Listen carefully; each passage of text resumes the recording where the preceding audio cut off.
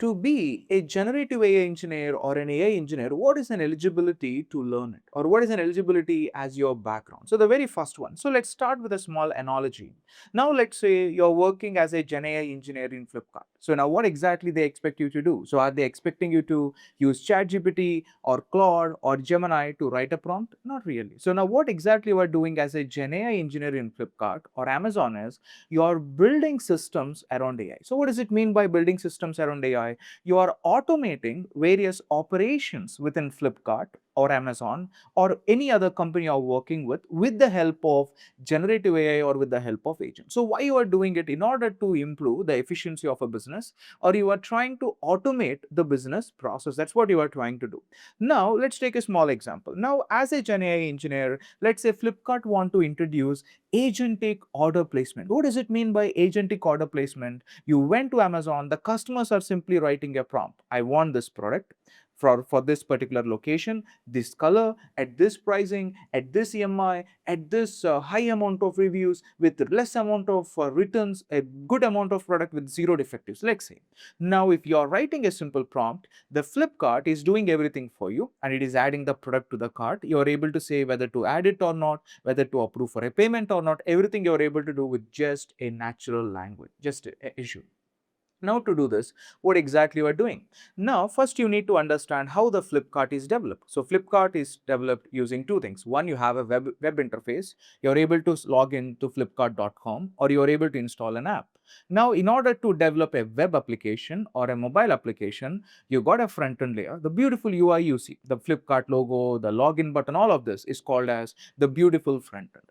And the logic, if you click on a login button, what will happen? We call the backend. The logic behind every UI you are seeing, we call it as backend.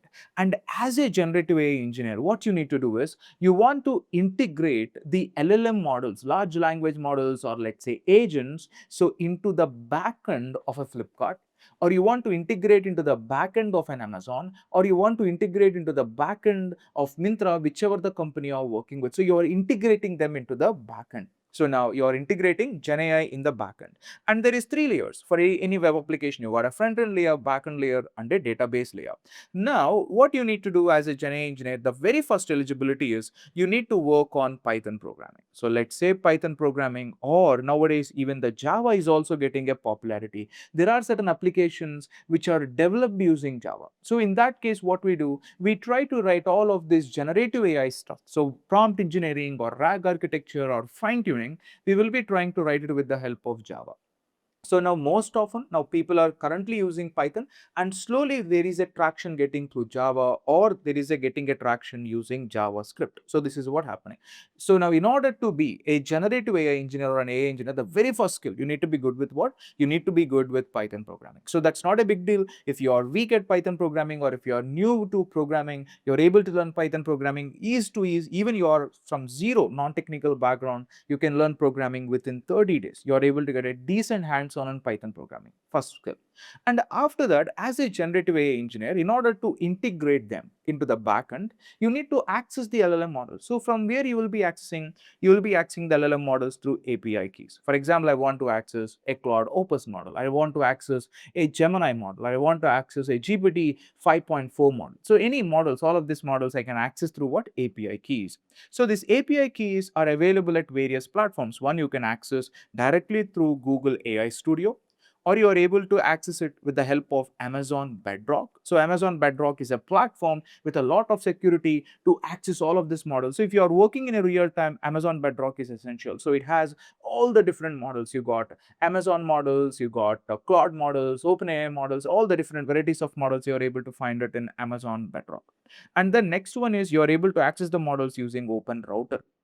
You are able to access the models through Grok Cloud. So these are various platforms where you are able to access the different models through API keys.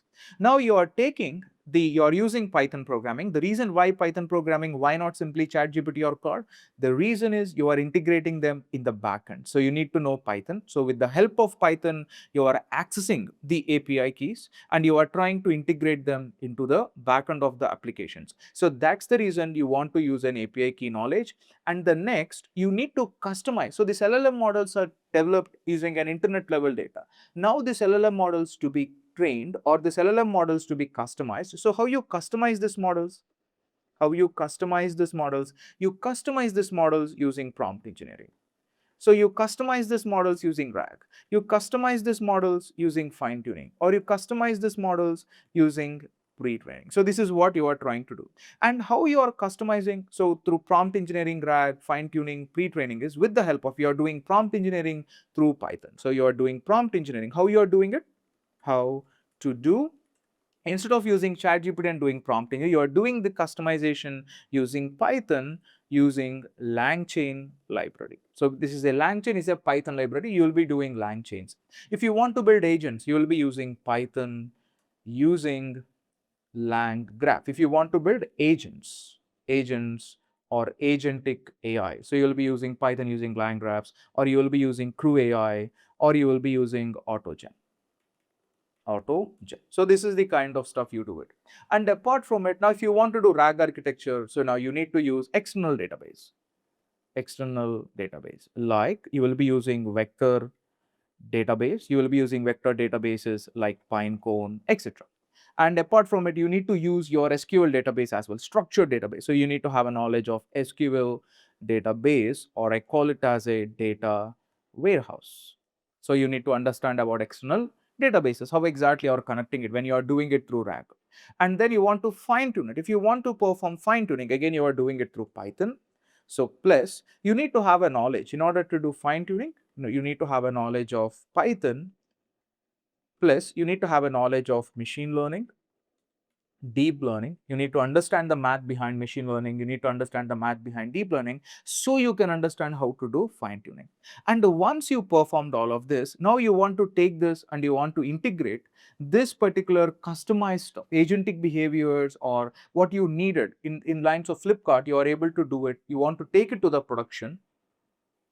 How to take it to production. So you are taking it to the production with the help of LLM ops pipeline. So for the LLM ops, you will be using Jenkins, you will be using GitHub, you will be using Dockers, you will be using Kubernetes, you will be using AWS or Azure or GCP, where exactly you do this LLM ops trigger there. And then what happens once you have done this, again, you will be having a team of software developers, where there are Flipkart software developers of the front end and the back end. You integrate them internally into the front end, or the, sorry, not to the front end, into the back end of your application. So this is the overall procedure which is happening. So if you want to learn a generative AI engineer, so what you need to know, you need to be very good with your Python programming. You need to be good with how to call the API keys. You need to be good with customizing this model. This is also through programming. And in order to do fine tuning, you need to understand machine learning, where you need to understand the knowledge of math is needed. And you need to understand deep learning. Again, there is a need of math. And again, there is a need of transformer theory, which is also a part of deep learning. So which is running on top of math. And we will be using Python, math plus Python. Everywhere we will be using what? Math plus Python. Again, here also math plus Python. So now if you want to be a GenAI engineer, what is an eligibility is, you need to be in a position to learn Python, machine learning, deep learning, natural language processing, and you need to be in a position. So in simple lines, the only prerequisites is you need to be willing to learn programming, and you need to be willing to learn SQL. You need to be willing to learn mathematics. If you are able to learn these three things, yes, you can be easily, means the goal is not to learn this and come. The goal is, if you have a willingness to learn Python, SQL and math, they are teachable skills. You can easily learn them. And only the thing is the willingness and the commitment to learn. You can be a fresher, you can be an experienced with 10 plus years of experience. You need to have a willingness to learn Python and mathematics, so that you can easily get into generative AI roles. I hope you got this idea. In case if you want a one-on-one call with me, you can book. The links are in the description.